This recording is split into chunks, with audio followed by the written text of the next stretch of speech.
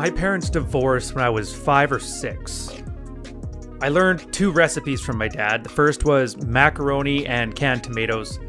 The second one was French toast. I saw him maybe 2 weeks a year when I was a kid, and those were fun times. Anyways, I've never reheated canned tomatoes, so let's go. And let's not kid ourselves. You didn't come here to learn the recipe, you wanted strategies, so... This is a difficult one, but it's one of the most important. It's called Operation Scorched Earth. As soon as I cook, these guys always run after me. Anyways, French toast, awesome recipe. I like how it gives you a use for stale bread. It's fairly easy to put together, and it's got that nice mix. The way I make it is got a savory sweetness to it that you really won't get from those standard recipes you see that are just super sweet. You want to have 1 egg per piece of bread and about equivalent milk, so like a tablespoon or 2 of milk per egg, a splash of vanilla, some ground pepper, a pinch of salt, and that's pretty much it. Give everything a good whip, dip your bread into it, and then fry it on a preheated pan. But it's almost back to the topic here, it's almost a meme now. People don't find themselves at this space without a little trauma to force them in. Most guys will fight tooth and nail to keep everything on the status quo. And it's not because they're failures either, even if they are consistently failing in life. Human brains are just hardwired to be as lazy as possible. And this includes reframing how they look at relationships. And it doesn't hurt that everyone and anyone will always encourage a man to step up and do his duty, be a real man, or any combination of emotional trigger words to get the plow horse back in the stable. I already have a video on manipulation for it. You can go back through my history here and check that out there. So for now, I'm going to go over a bit of the mental model that guys have for pair bonding with women and end this off with the scorched earth strategy that works for you. This mental model is for that guy in the relationship who gets his trauma-inducing moment, by the way. It's a catchy term that some chicks who were actually able to stick around in the clubhouse for a little while they came up with. It's called wife goggles. Men, in general, tend to be aspirational lovers. Now, I don't care if he was the aloof captain of the football team who got the cheerleader, or the nerd who finally got his girl after 10 years of her waiting to get to the tail end of I wasted my 20s.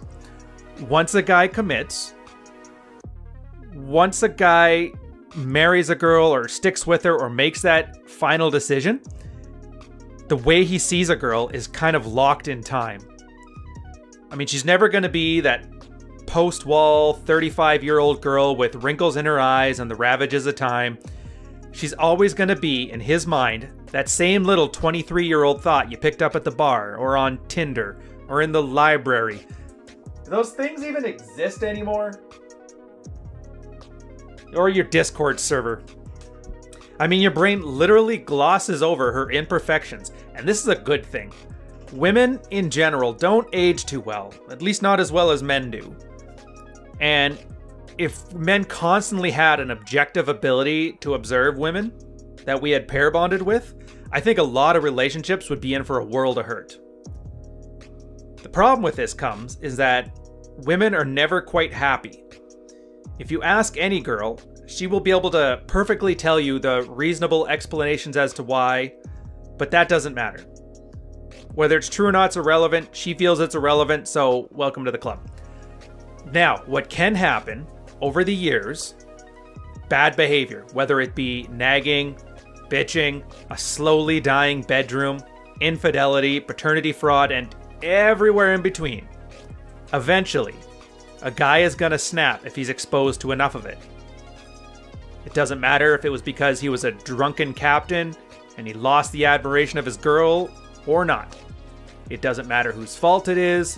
What matters is, once it happens, once a guy's brain gets that reset, like a camera lens snapping into focus on a photograph, this is where the strategy comes in. She slaps the wife goggles off your face, and you enact Operation Scorched Earth. Do not scorch the toast, by the way. You'll notice I kind of check it occasionally here. You want just a light browning, just enough. Since you added the milk, it's really not going to burn. So at this point, you just want to have a gentle browning onto it so you avoid that super bitter taste. You're going to find the flavor profile is mostly soft, but you'll have this slight tinniness to the eggs if you overcook them. So try to avoid that, keep it light and keep it fluffy. Where was I? Operation Scorched Earth. Now, once these goggles are slapped off your face, once you find out she's been cheating on you, you burn it down. You burn it down. You burn it all down. The only position that you can take that leaves you with any dignity or self-respect after she slaps those goggles off your face is not to sweep it under the rug. Check out my video on cheating wives and remorse for that. I'll add that to the end here in an end card. Even if you want to give your girl a second chance, even if you want to stick it out for the kids, even if you don't want to sell the house, even if every part of you wants to make things better again, even if you're worried that you're going to lose your barely middle-class empire to lawyers' fees and a monthly stipend, you burn it to the ground. Scorched earth policy. If you would be willing to take her back, this is the only way that it happens. You burn it to the ground. She gets demoted to a negative priority in your life. She can audition among the replacement girls that you're auditioning in your life. If she is truly remorseful, she will crawl through broken glass to win you back. But that's on your terms, not hers. Marriage counseling? Waste of time. I mean, think about it. What magic words will a counselor say that will remove the pain of this betrayal? It took years to put those goggles onto your face, sometimes a lifetime of bonding, and they're slapped off in an instant. So pretty words with a fancy degree doesn't change that. It only gives you the ability to cope. Worst case scenario, it gives her a reason to still divorce and say, well, we tried everything. Remember, I've already said it once. A girl will crawl through broken glass for a man she has true desire for. So right now, you're smashing all the bottles. The rest is on her. Besides, most wives won't put in the effort beyond lip service to get you back in a place where she's worthy of your time and commitment. Most women are not willing to do much more than continue to try and manipulate you through words. You need to wake up. Your life is ending one day at a time. Your job is to take care of you. Hers was to convince you to throw a little of that care back her way. My job is to put a little bit of butter and then a drizzle of maple syrup onto these French toast. I also like adding a touch of cottage cheese. It's a little bit of a sour taste. I find it pairs well, and I much prefer that over sour cream. Plus, it's a little bit of protein to add to this. It's already a bit of a... well, I guess it's not really that carby. It's the equivalent of having 2 eggs on toast with a glass of milk, so... it's pretty much like any other breakfast. It's just prepared differently. Also, less is more for the maple syrup.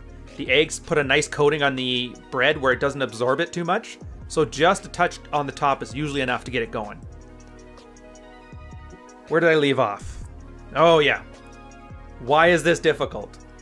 So a lot of guys, and I mean a lot of guys, have huge resistance on this. This resistance is from weakness. People are lazy, people are complacent, people are weak. We love the status quo, and we would rather live in a horrible, depressing story that we've read 1,000 times than take the chance on writing ourselves a new story with an unknown ending, even if every possible ending is better than the one we have now. This is why it's a difficult strategy. You spent a lifetime being weak, never being tested for this kind of resolve, and you've been interrupted from your cushy life and called into action. So lean into the pain. Learn to be grateful for it. Complacency and comfort was why you put up with this horrible behavior for so long. Pain is what's going to give your head a shake. It's what enabled your brain to rewire all those crappy models into proper ones that benefit you. Lean into the pain. It's where you're going to find change, growth. It's where you're going to find progress, and eventually, you're going to find fulfillment. To end off, you'll notice I never mentioned any reason why she would cheat, nag you to death, any reasons or excuses for the wife's behavior, why it's your fault, or any of that, because it does not matter. Even if the world conspired to put her in that situation, to force it upon her, to mind control her into doing it, and you were a slovenly pushover for years, that's not your concern now. It doesn't matter. Your job, Operation Scorched Earth. Her job is to crawl through broken glass to put those wife goggles back on your face. So the real question, after you've looked around for your woman's replacement, would you even want her back? So that's going to leave it there. This is the Operation Scorched Earth policy that every married guy should take, especially once you've been disrespected and had that attack on your self-dignity. Again, subscribe, smash that bell icon, notifications, all the good stuff there. I have a Patreon. Feel free to join up. We have a bunch of guys in there. We're always doing new stuff. We have Q&As once a week. And take care, guys. Enjoy breakfast.